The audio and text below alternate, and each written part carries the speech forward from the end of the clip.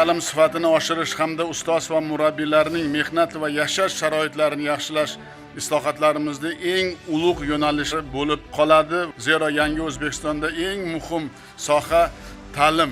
Ta'lim sifati yuqori bo'lgan mamlakatda esa iqtisodiyot barqaror o'sadi. Bu hayotiy qonun. Buni hech kim inkor qila olmaydi.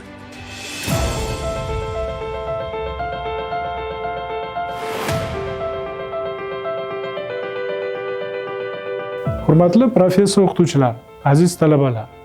Bugungi kunda Prezidentimiz Shavkat Mirziyoyev rahbarligida olib borilayotgan islohotlar markazida aynan ta'lim sifati, ilm-fan va intellektual salohiyatni yuksaltirish masalasi turibdi.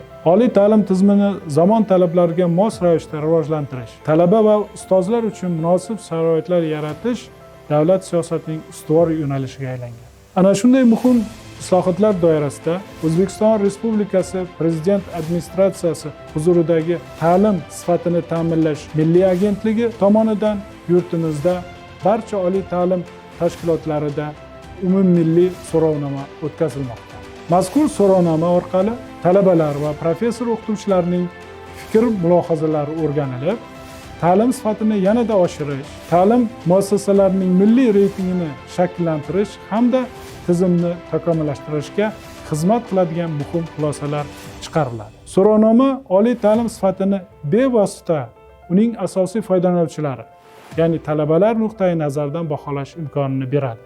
Chunki talaba oliy ta'lim jarayonida to'g'ridan-to'g'ri ishtirokchisi va eng asosiy manfaatdor tomoni hisoblanadi.